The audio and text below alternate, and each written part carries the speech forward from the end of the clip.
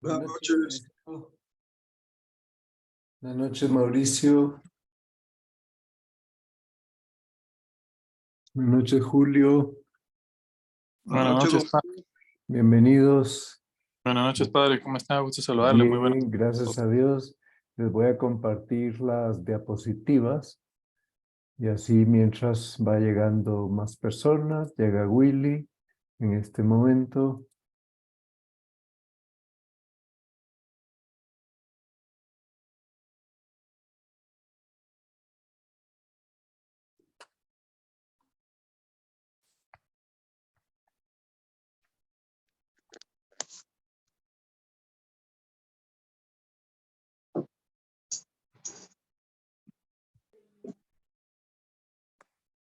Buenas noches, David y Willy.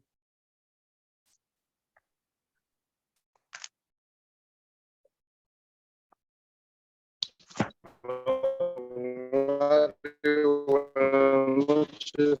Hola, Willy. Se te oye con mala señal. Sí, estoy entrando a mi casa, entonces. Sí. Muy bien. Vamos, en 2 minutos vamos a comenzar. Va. Veo la información que le mandé, ¿verdad? Sí, muchas gracias. Va. Lo voy a ver con el neumólogo. Muy bien, Omar. Gracias.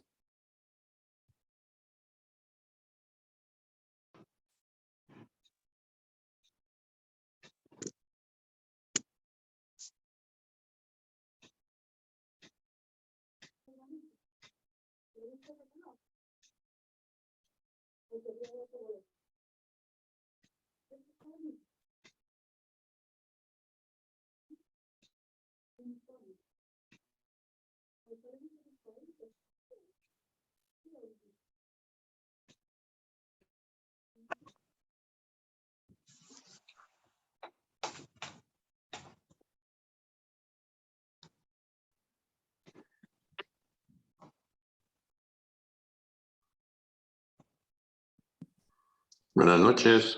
Bienvenido, buenas noches, Freddy. Buenas noches. Buenas noches. Buenas noches. Adelante. Juan, Klaus. Buenas noches, padre. Buenas noches. Julio, buenas noches a todos. Buenas noches a todos. Buenas noches, padre. ¿Cómo está? Gusto saludarle. Gracias, igual. Vamos a rezar el Ave María para comenzar. Dios te salve María, llena eres de gracia, el Señor es contigo, bendita tú eres entre todas las mujeres y bendito es el fruto de tu vientre, Jesús. Santa María, Santa Madre. María, Madre de Dios, ruega por nosotros pecadores, ahora y en la hora de nuestra muerte. Amén. Gloria, gloria al Padre y al Hijo y al Espíritu Santo. Como era un Ahora en un principio, principio, ahora ahora y siempre, por los siglos. de los Amén. siglos. Amén. San Gabriel, Ruega por Ruega por nosotros. nosotros. San Juan, ruega por nosotros. Ruega por Ruega por nosotros. nosotros. Muy bien, el tema de hoy es cómo se fueron formando los evangelios y qué nos dan a conocer los evangelios. El autor es el sacerdote y profesor Juan Chapa, ordenado en el año 82, doctor en teología, fue decano de la Facultad de Teología de la Universidad de Navarra durante 9 años y pues las ideas que yo les voy a compartir están tomadas de un escrito de él. Bien, el temario son 3 puntos, pues cómo se componen los evangelios, cómo van formándose, cuál es la fiabilidad histórica y cuál es la imagen de Cristo que los evangelios nos dan. 3 puntos concretos. Bien, entonces, si ustedes han visto la película The Chosen, pues ahí aparecen estos personajes y pues los evangelios no van a presentar a Jesús como una figura del pasado, sino que son palabra actual, porque Cristo está vivo ayer, hoy y siempre por los siglos de los siglos. Por tanto, ellos no presentan a Jesús como alguien que vivió, que es de otra época, pero que ya pasó. No, sino que nos lo presentan como alguien que es. Bien.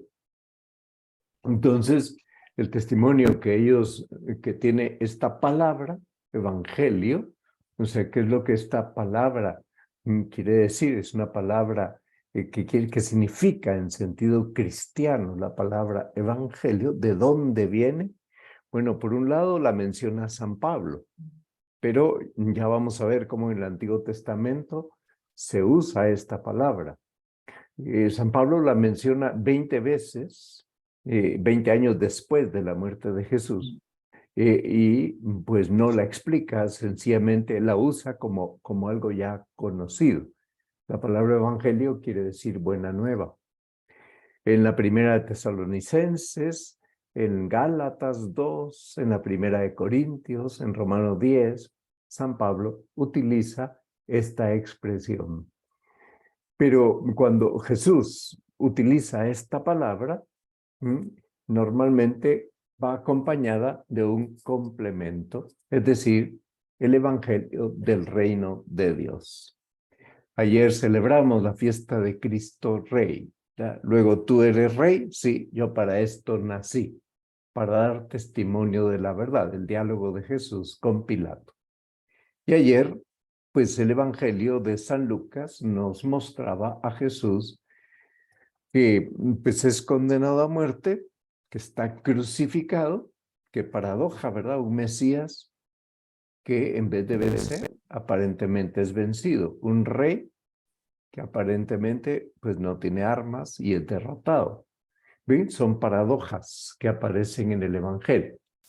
En la versión griega del Antiguo Testamento, conocida como los 70, en latín Septuaginta, porque fueron 70 sabios judíos que en Alejandría escribieron, hicieron la versión del Antiguo Testamento en griego. Entonces ellos usan el verbo euagelizo, que lo utilizan en el sentido de dar buena noticia.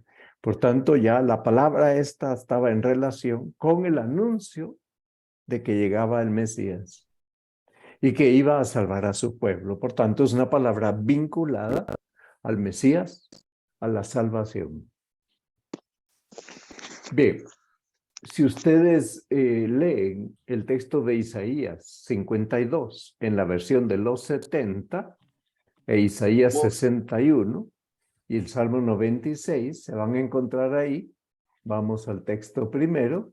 En el texto primero se van a encontrar con que se dice, yo estoy aquí como sazón sobre los montes, como los pies del que trae la buena noticia de un anuncio de paz, como el que trae la buena noticia de cosas nuevas, porque haré que vuestra salvación se oiga, diciendo a Sión, tu Dios reinará. Bien, Isaías 52, 7 y 8 es el texto que he leído hoy. Bien, entonces vamos a fijarnos en la primera parte de la clase. Lo anterior que he dicho es introductorio y por tanto esta primera parte se refiere a la autenticidad de los evangelios y cómo se fueron formando. Fíjense ustedes cómo San Marcos, en el capítulo 1 de su evangelio, nos dice que después de haber sido apresado Juan, el primo de Jesús, vino Jesús a Galilea predicando el evangelio de Dios. San Marcos lo ha oído a San Pedro, porque San Marcos recoge la predicación de San Pedro en Roma. Es el intérprete de San Pedro. Se ve que San Marcos hablaba latín y que San Pedro no. Sería el idioma que hablaban entonces en Roma. Bien, entonces, ¿en qué consiste esta buena noticia? Consiste en que con Jesús se hace presente el reino de Dios. Por tanto, Jesús no es un simple mensajero de esa novedad. No, Jesús es el mensaje, ¿verdad? Y el mensaje se refiere a Él.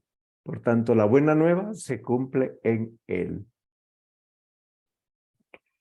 ¿A qué envía Jesús a los apóstoles al mundo entero? Lo recoge San Marcos, el mandato misionero universal, Y dice que los envía a predicar el evangelio a toda criatura. ¿Cuál era el contenido del evangelio que ellos predicaron? 2 puntos. Lo que Jesús dijo e hizo en su vida terrena y luego su pasión, muerte y resurrección. Y va mostrando cómo en Jesús se cumplen las promesas del Antiguo Testamento. Han llegado a su plenitud. Bueno, entonces todo esto pues indica cómo ya los apóstoles tenían claro qué era lo que iban a predicar. 2 cosas. Okay. ¿Cómo las predica cada uno? Ellos tienen una misión apostólica. De esa misión es de donde nacen los evangelios, los 4 evangelios, que se llaman así en plural porque contienen por escrito el evangelio que ellos 4 predicaron. Entonces, a nosotros nos ha llegado 4 testimonios. Eso es lo que hemos recibido. El testimonio de San Mateo, el de San Marcos, San Lucas y San Juan. Son 4 relatos. Pero estos 4 relatos se forman a lo largo de un proceso prolongado de composición que tiene 3 etapas.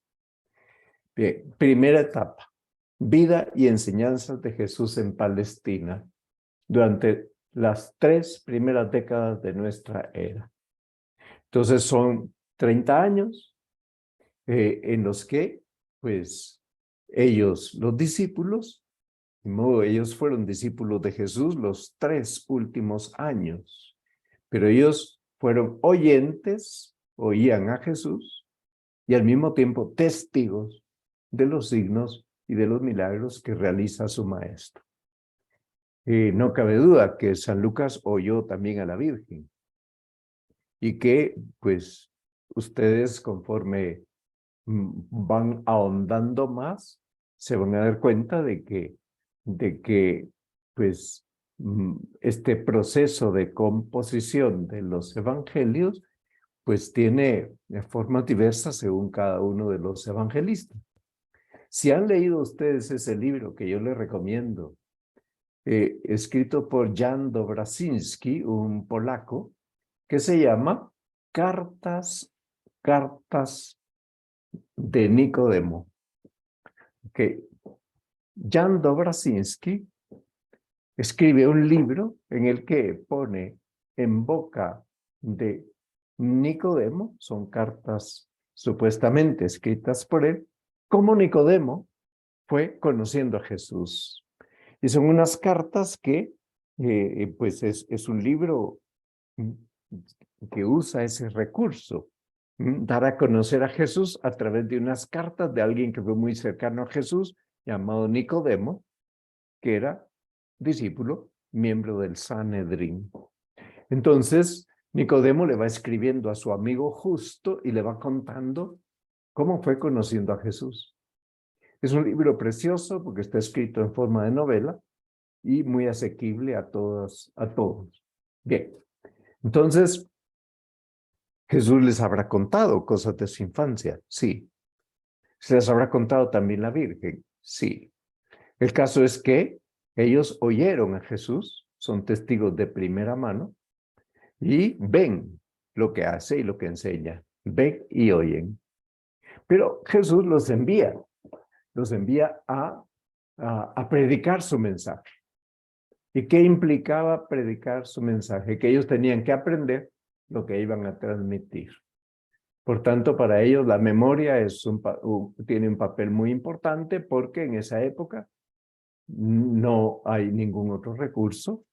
Acuérdense que usaban papiros para escribir y que, pues, ahí vemos a San Mateo escribiendo en una tablilla. También vemos al papá de Juan el Bautista escribiendo en una tablilla. Eran tablillas de cera, sobre las cuales se escribía, pero luego pues eran pequeñitas y no tenían repuesto. Por tanto, borraban lo que escribían y volvían a escribir. Entonces, la memoria tiene un papel muy importante. Segunda etapa de la composición. Entonces, la primera son las enseñanzas y la vida de Jesús. de sus primeras 30 años, lo que llamamos vida oculta, de los cuales 3 tuvieron muchos testigos, 3 años, los de la vida pública. Los de la vida privada, pues, tienen como testigos a San José, a la Virgen, a Juan el Bautista, a Santa Isabel, a Zacarías, que es el papá de San Juan, Isabel, que es la prima de la Virgen, esposa de Zacarías, y poca gente más. Bueno, segunda etapa. Después de la muerte y resurrección de Jesús, comienza la tradición oral. Ellos empiezan a predicar lo que el Señor dijo y lo que el Señor hizo. Y predican a la luz de la comprensión de esos acontecimientos. Ellos los van comprendiendo mejor porque ya gozan de la asistencia del Espíritu Santo. Ya Pentecostés vino sobre ellos y por tanto con esa luz del Espíritu Santo pueden entender con más profundidad lo que Jesús dijo e hizo.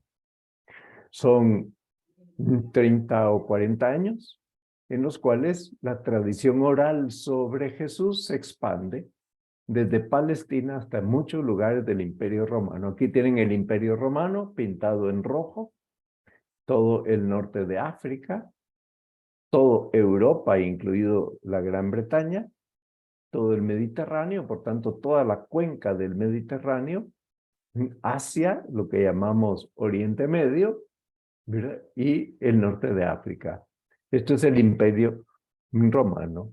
Y el Evangelio se va transmitiendo oralmente de unos a otros. ¿Y cómo es eso? Vamos a ver. Entonces, hay predicación oral, hay tradición oral, y esa tradición oral va cuajando en escritos.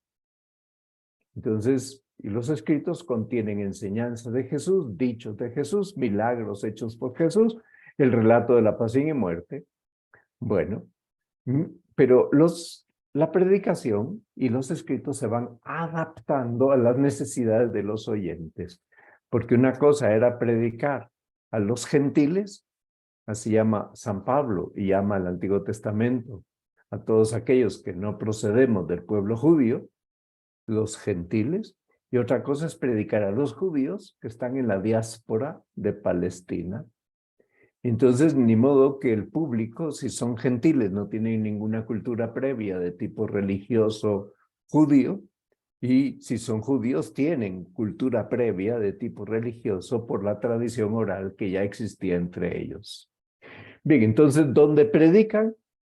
Predican en las celebraciones litúrgicas, en la misa dominical. Predican y enseñan en la catequesis. Bien, y la tercera parte, la tercera etapa de esta formación de los evangelios es que desde fines de la década del año 60 hasta el fin del siglo I, es decir, hasta el año 100, se terminan de poner por escrito por los evangelistas algunas de las muchas cosas que ya se transmitían oralmente. Porque a finales del siglo I, en el año 100, es que muere San Juan Evangelista. Por tanto, el último de los apóstoles en morir es el que cierra la enseñanza pública, la revelación pública. Ya no habrá más revelación pública, puede haber revelaciones privadas, sí, pero pública ya no. Bien, entonces resulta que ya han desaparecido los testigos directos de la vida de Jesús, de la obra de Jesús. El templo de Jerusalén fue destruido en el año 70 de nuestra era por el emperador Tito, y pues ellos, para poder escribir, ¿qué hacen? Dos cosas: sintetizar y desarrollar. Sintetizan las tradiciones, pero también desarrollan otras tradiciones según las circunstancias en que viven los primeros cristianos. Sin embargo, los 4 conservan el estilo de la proclamación apostólica. Bueno, Dios dotó al pueblo judío de un especial don para la tradición. porque era el pueblo encargado por Dios para transmitir la revelación. Entonces los evangelios no dicen, yo Juan escribí esto, no indican en el texto quién fue el autor. Por tanto, son obras anónimas. Sin embargo, en algunos escritos cristianos de finales del siglo I se citan frases o pasajes que están en el Evangelio, aunque no dicen quiénes lo escribieron. En el siglo II había ya un consenso de que eran solo 4 los escritos y que las autoridades que estaban detrás de ellos eran Mateo, Marcos, Lucas y Juan. ¿Pero en qué orden? ¿En qué orden? ¿Quién de ellos fue el primero? Porque, bueno, pues durante mucho tiempo se pensó que el primero era San Mateo. Ya veremos cómo no es así. Ocurre que hay unas personas a quienes conocemos entre los padres de la iglesia. Un grupo se llaman padres apostólicos. ¿Quiénes son? ¿A quiénes se considera padres apostólicos? A Bernabé, a Clemente de Roma, a Ignacio de Antioquía, Policarpo de Esmirna, Hermas, Papías de Hierápolis, la carta a Diogneto y la Didache. Bien, así lo explica el mismo Papías. Y a Papías se lo había transmitido Eusebio de Cesarea, San Ireneo, que era discípulo de San Juan, San Clemente de Alejandría. Entonces, pero hay otro testimonio, aparte del de Papías de Hierápolis, el canon de Muratori. Es una lista de escritos de la Biblia.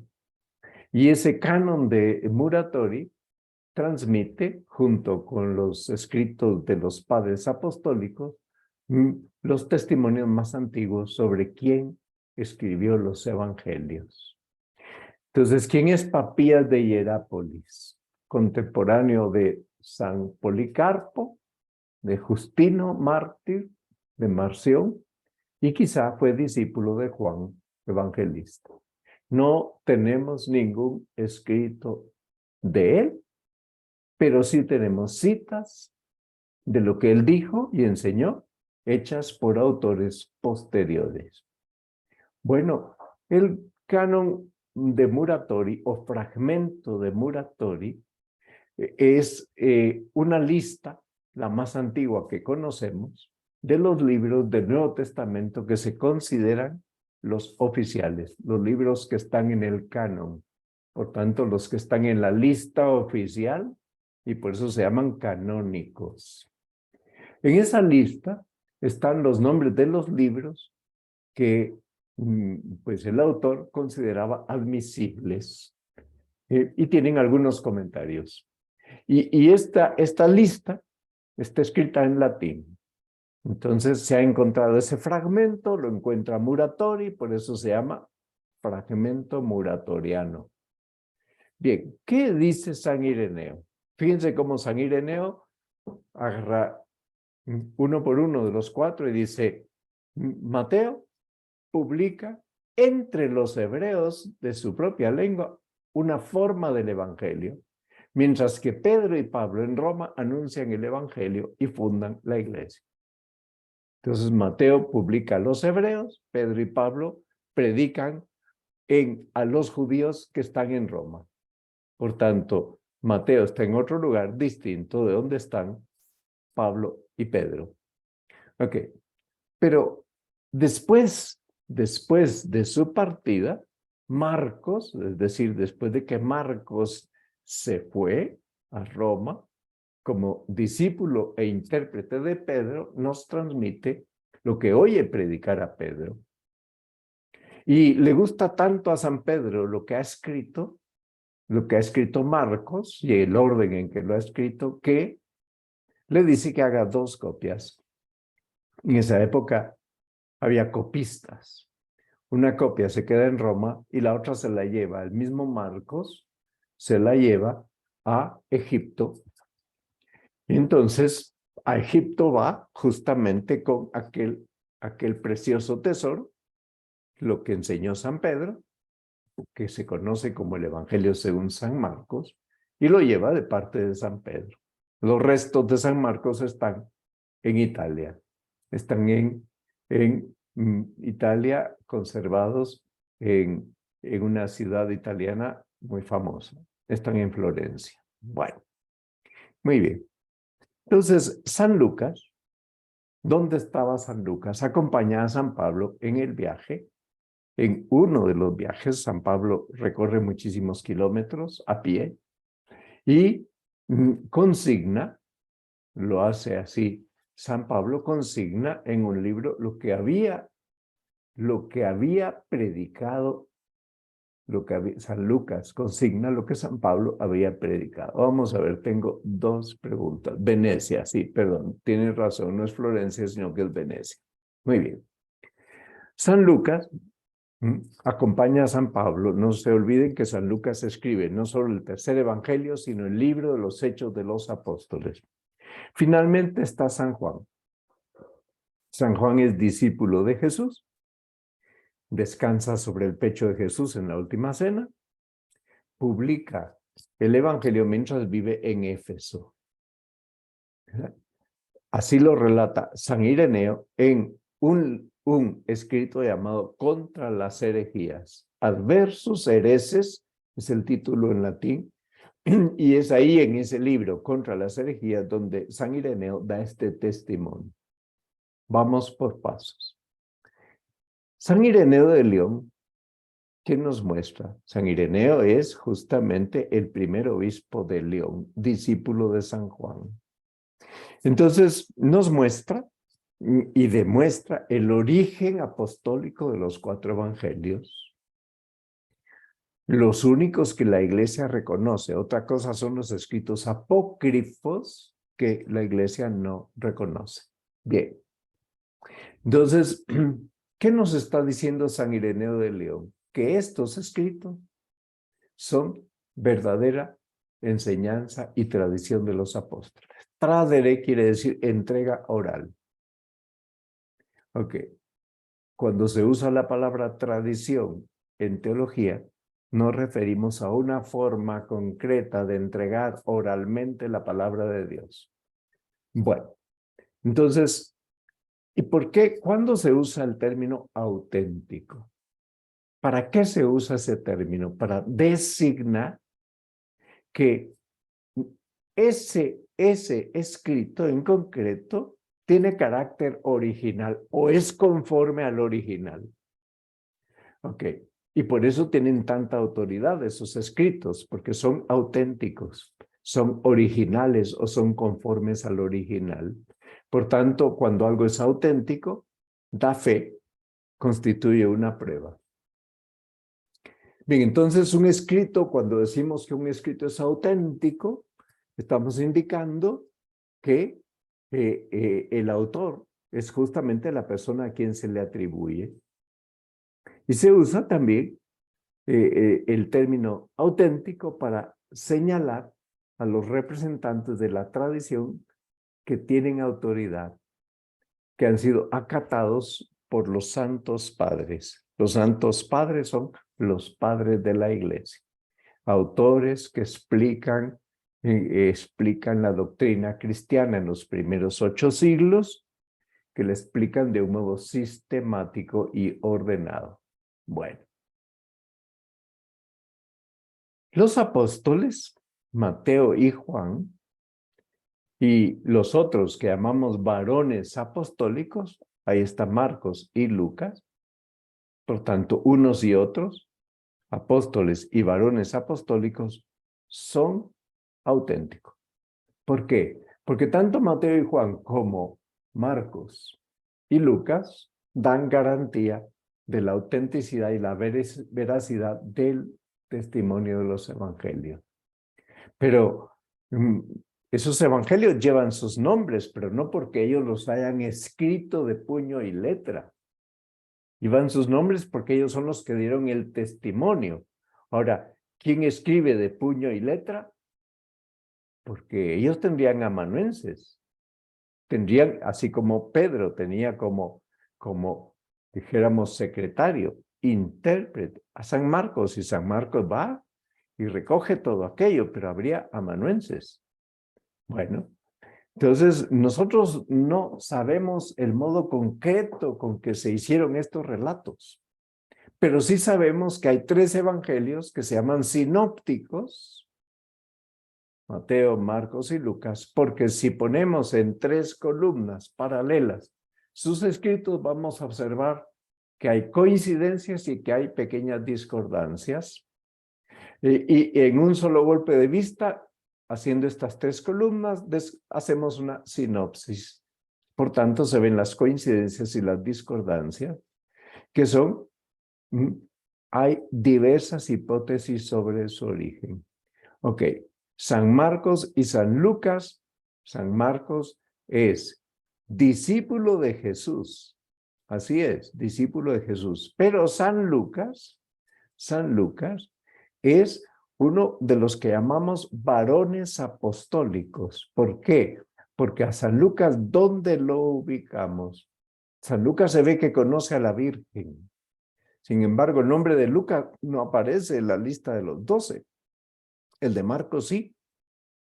Entonces, lo que pasa es que San Lucas aparece acompañando a los apóstoles y particularmente a San Pablo en aquel viaje que hicieron, aquellos viajes que están consignados en los Hechos de los Apóstoles. Entonces llamamos varones apostólicos a Marcos porque fue discípulo de San Pedro y porque Marcos era hijo de la dueña de la casa del cenáculo y por tanto, pues en la casa de Marcos es donde aparece precisamente como era el cenáculo, ahí es donde la última cena, ahí es donde Jesús aparece resucitado, ahí es donde Jesús pues instituye el sacramento de la penitencia, el día de la resurrección, donde instituye el sacerdocio y la Eucaristía, el Jueves Santo. Ahí es donde llega el Espíritu Santo. Pero sabemos que San Marcos estuvo en el huerto de los olivos, es el que huyó desnudo. El joven que huyó desnudo. Lo cuenta él mismo en el Evangelio de San Marcos. Entonces se le llama varones apostólicos porque Marcos, aun cuando sí que fue discípulo de Jesús, ocurre que es un discípulo de Pedro.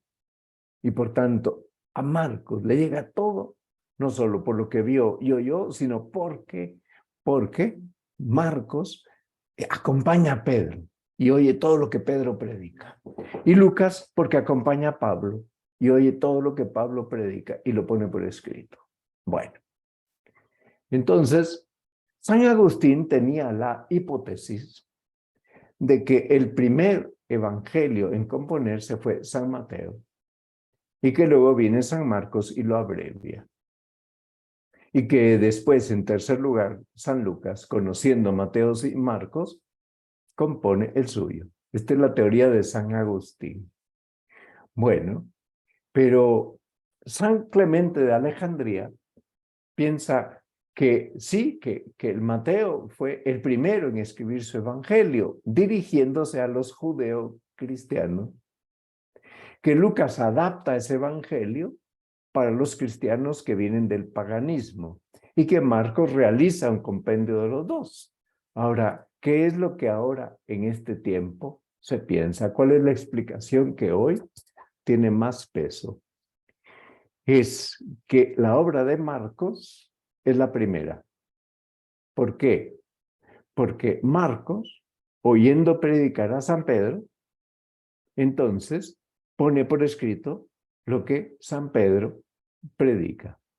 Entonces, esto es lo que ahora se piensa, que la obra de Marcos favorece la relación entre el evangelio oral y el evangelio escrito. Y por tanto, la obra de Marcos se vuelve prototipo de evangelio. Bien. En apoyo de Marcos está que claramente él estuvo al lado de San Pedro.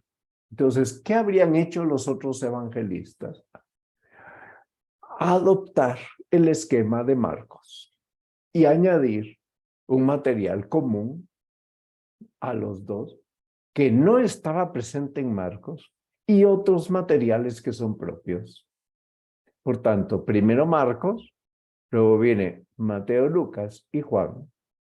Ok, y según esta teoría, el primero en escribirse es el de Marcos. Ok, entonces, ¿qué pasa? Que cada evangelista, cada uno de los 4, tiene que seleccionar el material que tiene disponible. Lo tiene que enmarcar en una narración porque tiene un público concreto y lo tiene que abreviar o ampliar, teniendo en cuenta las circunstancias de las comunidades a quienes ellos se dirigen. Entonces, parecería que Mateo y Lucas no se conocían entre ellos y que utilizan el Evangelio de Marcos. Y por otra parte, parece que lo que es común a Mateo y Lucas y no está en Marcos, se identifica con una colección de dichos de Jesús que se llama Fuente Q. Pero no tenemos testimonios de esa Fuente Q. Por tanto, estas son hipótesis. Y se hipoteza que Mateo recurre a lo que dijo Marcos y que Lucas recurre a lo que dijo Marcos y que entre Mateo y Lucas tienen cosas que son comunes. Ahora, cada uno de esos 3 evangelios presenta unas tradiciones que son solo de ellos y que no aparecen en los otros. En cambio, Juan, que conoce las tradiciones que recoge Marcos, ¿qué hace Juan? Presenta la narración de la vida de Jesús y la obra de Jesús, pero con rasgos propios, rasgos de águila. Por eso el águila se usa para representar a Juan, porque Juan ve las cosas desde arriba y Juan recuesta la cabeza en el pecho del maestro, por tanto es el discípulo amado, el más jovencito de todos, el más adolescente y por tanto el que Jesús cuidaba porque era tan jovencito que en la última cena lo pintan como imberbe, así lo pinta el famoso cuadro de la última cena, imberbe, sin barba, porque siendo tan jovencito no le había salido la barba. Bueno, entonces hay tradiciones que se remontan a la predicación apostólica, pero no son biografías de Jesús, en el sentido que ahora se da a la palabra biografía. Sin embargo, esas tradiciones lo que hacen relatar la vida terrena de Jesús, bueno, no, es que no están dando un relato estilo biografía, están dando un testimonio apostólico de Jesucristo. Por eso no son biografías en el sentido que hoy se entiende, sino que son testimonios apostólicos de Jesucristo. Por eso su gran valor. El libro de Francisco Fernández Carvajal, llamado Vida de Jesús, editado por Ediciones Palabra, es un libro en donde se van presentando la correlación que existe entre los 3 sinópticos y el de San Juan. Y él trata de presentar una vida de Jesús a partir de los evangelios. Entonces, ¿cuál es el esquema de los 4 evangelios? Es el mismo esquema del querigma. El querigma, se usa esa palabra griega para referirse al anuncio apostólico. Un querigma sintetizado en el discurso de Pedro en casa del centurión Cornelio. Ese discurso de Pedro en la casa del centurión Cornelio está relatado en Hechos 10, capítulo 10, versículos 37 al 43. El libro de los Hechos, repito, fue redactado por San Lucas, que era, además de médico y pintor, era historiador. Ok. Pedro es llamado por el centurión Cornelio para que vaya a su casa porque tuvo una visión. Y Dios le hace ver en la visión que mande a llamar a Pedro y le dice, ¿dónde está? Y al mismo tiempo, Pedro tiene una visión cuando ve aquel gran mantel lleno de animales y cuadrúpedos, animales que los judíos consideraban impuros, y el Señor le dice, en aquella visión, mata y come. Y Pedro dice, ni habla, nunca ha entrado en mi boca un un animal impuro. Pero el Señor insiste, mata y come. ¿Qué le está diciendo el Señor? Que ellos que consideraban impuros a los gentiles, tenían que ir a los gentiles. Bueno, muy bien. Entonces, ¿cuál es el esquema? Son dos puntos tiene este esquema. 2 puntos tiene el discurso de Pedro en la casa de Centurión. Primer punto, Jesús es bautizado por Juan y después de eso predica, hace milagros en Galilea, sube a Jerusalén y muere. Luego resucita, se aparece a los apóstoles, sube al cielo, donde está junto al Padre, vendrá por una segunda vez y los que creen en él reciben el perdón de los pecados. Este es el esquema que sigue San Pedro, con el cual evangeliza a Cornelio antes de bautizarlo a él y a toda su familia.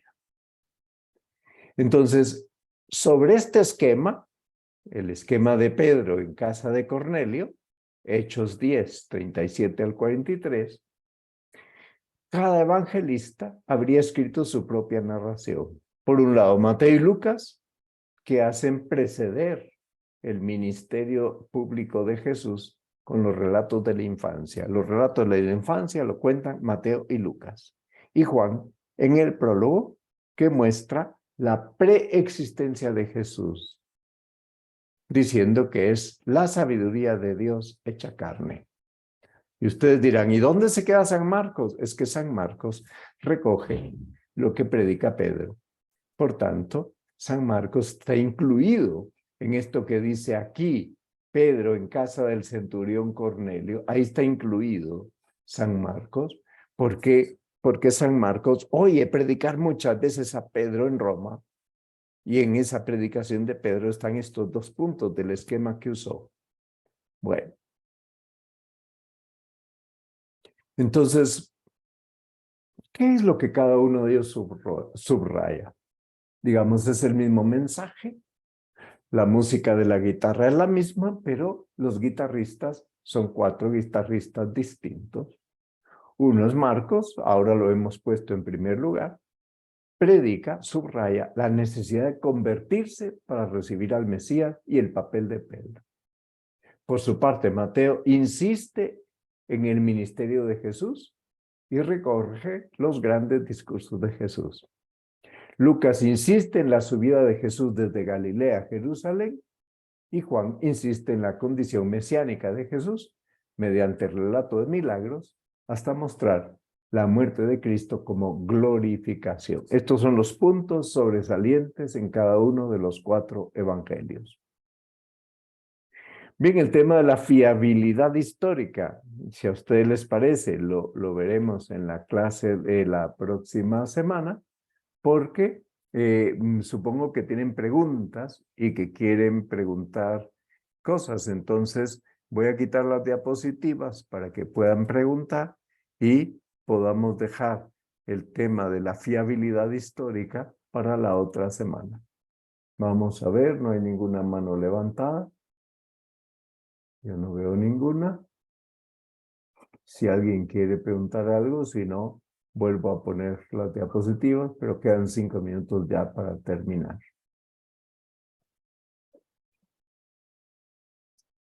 Bien, ¿por qué abordar todo esto? Porque a ustedes mucha gente les va a preguntar, ¿cómo sabemos que los evangelios son auténticos?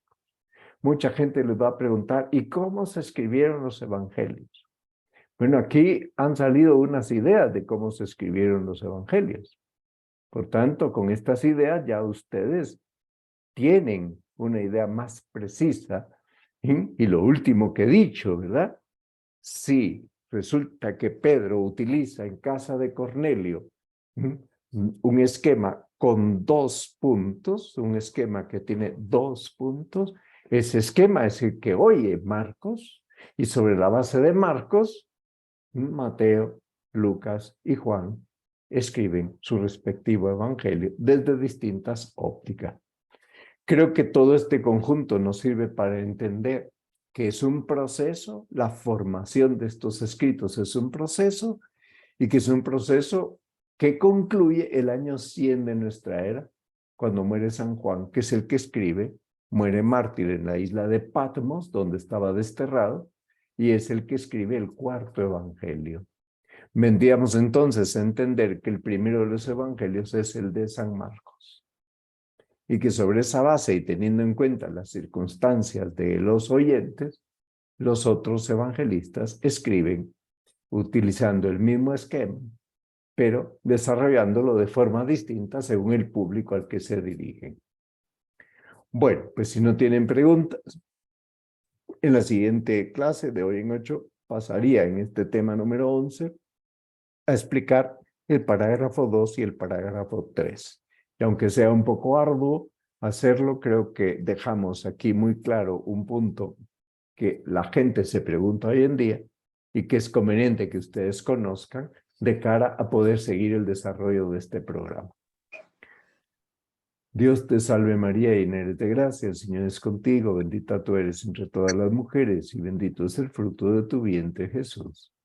Santa María, María, Madre de Dios, Dios, ruega ruega por por pecadores, nosotros, ahora y en ahora en nuestra muerte. Amén. En gloria al Padre y al Hijo y al Espíritu Santo. Como Como era era en En el principio, principio, siempre, los siglos de los siglos. Amén.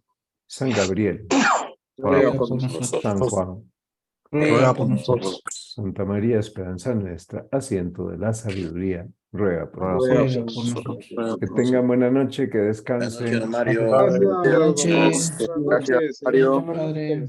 Nos vemos en el retiro mensual los que quieran ir.